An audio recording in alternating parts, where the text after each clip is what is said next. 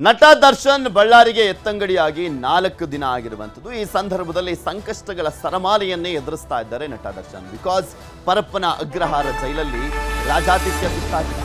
But ಇಲ್ಲಿ ಅಸಲಿ ಸೆರೆವಾಸ ಶುರು ಆಗ್ಬಿಟ್ಟಿದೆ ದರ್ಶನ್ಗೆ.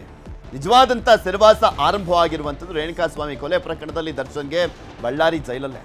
ಕತ್ತಲೆ ಕೋಣೆ, ಸೊಳ್ಳೆಗಳ ಕಾಟ, ಊಟದ ಸಮಸ್ಯೆ, ಇಂಡಿಯನ್ ಟಾಯ್ಲೆಟ್ ಬಳಸಲಿಕ್ಕೆ ಆಗದಂತ ಸ್ಥಿತಿ. ನಾವು ನೆನ್ನೆಲ್ಲ ಹೇಳ್ತಾ ಇದ್ವಿ. ಬಿಕಾಸ್ ಒಂದು 3-4 ವರ್ಷದಿಂದ ಇಂಡಿಯನ್ ಟಾಯ್ಲೆಟ್ ಅನ್ನ ಬಳಸಿದ್ರೆ, ಬರೀ ವೆಸ್ಟರ್ನ್ ಟಾಯ್ಲೆಟ್ ಅನ್ನ ಬಳಸಿದ್ರೆ ಕೂತ್ಕೊಂಡು ಟಾಯ್ಲೆಟ್ ಮಾಡೋದು ತುಂಬಾ ಕಷ್ಟ ಆಗುತ್ತೆ. ಅದರಲ್ಲೂ ಅಜಾನುಬಾಹು ದೇಹ ಬೇರೆ. ಸೊ ಹೀಗಾಗಿ ದರ್ಶನ್ ಸರ್ಜಿಕಲ್ ಚೇರ್ಗೋಸ್ಕರ ಮನವಿಯನ್ನ ಮಾಡ್ಕೊಂಡಿದ್ದಾರೆ. ಅಂದ್ರೆ ಕೂತ್ಕೊಂಡು ಟಾಯ್ಲೆಟ್ ಮಾಡ್ಬೋದು. ಸರ್ಜಿಕಲ್ ಚೇರ್ ಅಂದ್ರೆ ಕೂತ್ಕೊಂಡು ಟಾಯ್ಲೆಟ್ ಮಾಡುವಂತ ಒಂದು ಚೇರ್ ಅದು. ಅದನ್ನ ಕೇಳ್ಕೊಂಡಿದ್ದಾರೆ. ಮೊಣಕಾಲು ನೋವು, ಬೆನ್ನು ನೋವಿನ ಸಮಸ್ಯೆ, ಸರ್ಜಿಕಲ್ ಚೇರ್ಗೆ ಮನವಿಯನ್ನ ಮಾಡಿದ್ರು ದರ್ಶನ್. ಜೈಲಾಧಿಕಾರಿಗೆ ದರ್ಶನ್ ಹೆಲ್ತ್ ರಿಪೋರ್ಟ್ ಅನ್ನ ಕೂಡ ಕೊಡ್ಲಾಗಿರುವಂತದ್ದು. ದರ್ಶನ್ಗೆ ಸ್ಪೈನಲ್ ಕಾರ್ಡ್ ಸಮಸ್ಯೆ ಕೂಡ ಕಾಡ್ತಾ ಇದೆ.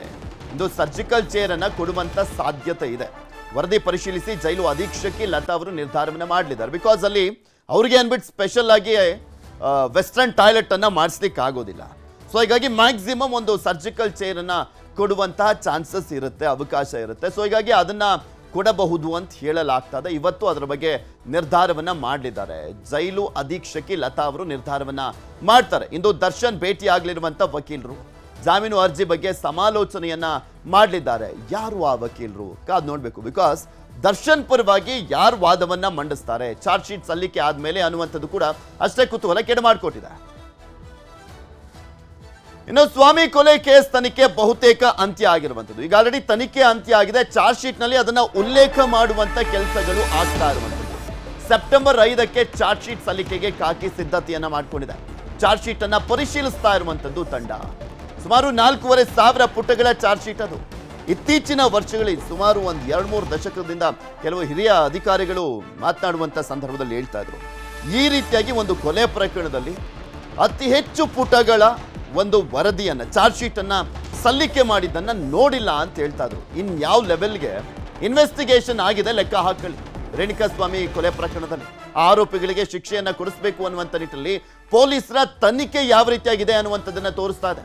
4,500 ಪುಟಗಳ ಚಾರ್ಜ್ ಶೀಟ್ ಅಂತ ಬಂದಂತ ಸಂದರ್ಭದಲ್ಲಿ FSL ನ ಕೆಲವು ವರದಿಗಳಿಗೆ ಕಾಯ್ತಾ ಇರುವಂತದ್ದು ಕಾಕಿ ಪಡೆ. ರಾಜಾತಿಥ್ಯ ರಿಪೋರ್ಟ್ ಕೂಡ ಉಲ್ಲೇಖ ಮಾಡಲಾಗತ್ತಾ? ಬಿಕಾಸ್ ರೇಣುಕಾಸ್ವಾಮಿ ಕೊಲೆ ಪ್ರಕರಣ ಬೇರೆ, ಇಲ್ಲಿ ರಾಜಾತಿಥ್ಯ ಕೊಟ್ಟಿರುವಂತ ಪ್ರಕರಣ ಬೇರೆ. ಅದನ್ನು ಏನಾದರೂ ಚಾರ್ಜ್ ಶೀಟ್ ನಲ್ಲಿ ಉಲ್ಲೇಖ ಮಾಡ್ತಾರೆ ಅಥವಾ ಅದೇ ಸಪರೇಟ್ ರಿಪೋರ್ಟಾ ಅನ್ನುವಂಥದ್ದನ್ನ ಕೂಡ ಕಾದ್ ನೋಡ್ಬೇಕು. ಬಟ್ ಈ ಚಾರ್ಜ್ ಶೀಟ್ ಸಲ್ಲಿಕೆ ಆದ್ಮೇಲೆ ಈ ರಾಜಾತಿಥ್ಯ ಪ್ರಕರಣ ಅನ್ನುವಂಥದ್ದು ವರದಿ ಆಗದೆ ಇದ್ದಿದ್ರೆ ಒಂದು ಸ್ವಲ್ಪ ಬೇಗ ಸಿಗ್ತಾ ಇತ್ತೇನೋ ಜಾಮೀನು.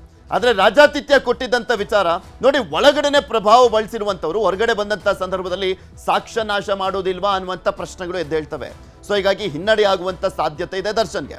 ಇದ್ರ ಬಗ್ಗೆ ಇನ್ನಷ್ಟು ಮಾಹಿತಿಯನ್ನ ಕೊಡ್ತಾ ಹೋಗ್ತಾರೆ ನಮ್ಮ ಪ್ರತಿನಿಧಿ ಮುನಿರಾಜು ನಮ್ಮ ಜೊತೆ ನೇರ ಸಂಪರ್ಕದಲ್ಲಿ ಜಾಯಿನ್ ಆಗ್ತಾ ಇದ್ದಾರೆ. ಮುನಿರಾಜು, ಒಂದ್ ಕಡೆ ದರ್ಶನ್ ಸಂಕಷ್ಟಗಳ ಸರಮಾಲೆಯನ್ನೇ ಎದುರಿಸ್ತಾ ಇರುವಂತದ್ದು ಬಳ್ಳಾರಿ ಜೈಲಲ್ಲಿ. ಸರ್ಜಿಕಲ್ ಚೇರ್ ಅನ್ನ ಕೊಡುವಂತ ಚಾನ್ಸಸ್ ಎಷ್ಟು ಮಟ್ಟಿಗಿದೆ? ಮತ್ತೊಂದ್ ಕಡೆ ಈಗ ಆಲ್ರೆಡಿ ಚಾರ್ಜ್ ಶೀಟ್ ನಲ್ಲಿ ಉಲ್ಲೇಖವನ್ನ ಮಾಡಲಾಗ್ತಾ ಇರುವಂತದ್ದು 4,000 ಪುಟಗಳ ಒಂದು ಅತಿ ದೊಡ್ಡ ಚಾರ್ಜ್ ಶೀಟು. ಇನ್ಯಾವೆಲ್ಲ ರಿಪೋರ್ಟ್ಗಳು ಮಾತ್ರ ಬಾಕಿ ಬರಬೇಕಾಗಿರುವಂತದ್ದು ಅಂತ ಪೊಲೀಸರ ಕೈ ಸೇರ್ಬೇಕಾಗಿದೆ.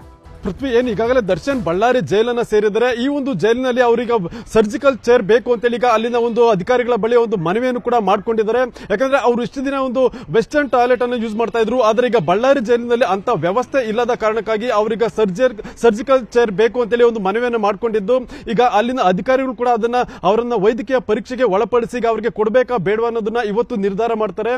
ಮತ್ತೆ ಇದೇ ವೇಳೆ ಅವರ ಒಂದು ಚಾರ್ಜ್ ಶೀಟ್ ಏನಿದೆ ಅವ್ರ ಮೇಲೆ ಒಂದು ದೋಷಾರೋಪಣೆ ಪಟ್ಟಿ ಸಲ್ಲಿಕೆ ಮಾಡುವುದು, ಅದು ಇನ್ನು ಕೆಲವೇ ದಿನಗಳೀಗ ಕೋರ್ಟ್ಗೆ ಒಂದು ಸಲ್ಲಿಕೆಯನ್ನು ಮಾಡುವುದಕ್ಕೆ ಕೂಡ ಪೊಲೀಸ್ ಅಧಿಕಾರಿಗಳು ಸಿದ್ಧತೆಯನ್ನು ಮಾಡಿಕೊಂಡಿದ್ದಾರೆ.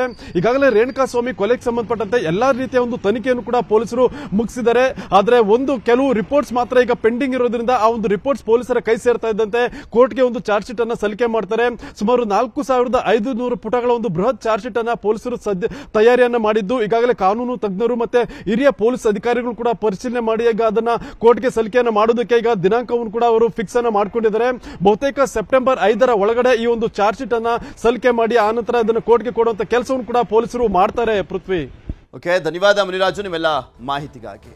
ಕನ್ನಡಿಗರ ಮೆಚ್ಚಿನ ನಿಮ್ಮ ನ್ಯೂಸ್ 18 ಕನ್ನಡ ಈಗ ವಾಟ್ಸ್ಆಪ್ನಲ್ಲಿಯೂ ಲಭ್ಯ. ಕರ್ನಾಟಕ ಮತ್ತು ದೇಶ ವಿದೇಶದ 360 ಡಿಗ್ರಿ ಸುದ್ದಿ ವಿವರವನ್ನ ನೀವು ನಿಮ್ಮ ಕೈ ಬೆರಳುಗಳಲ್ಲಿಯೇ ಪಡೆಯೋದಿಕ್ಕೆ ಈ QR ಕೋಡ್ ಅನ್ನು ಸ್ಕ್ಯಾನ್ ಮಾಡಿ. ನಮ್ಮ ಚಾನೆಲ್ ಅನ್ನ ಫಾಲೋ ಮಾಡಿ, ನೋಟಿಫಿಕೇಶನ್ ಆನ್ ಮಾಡಿ.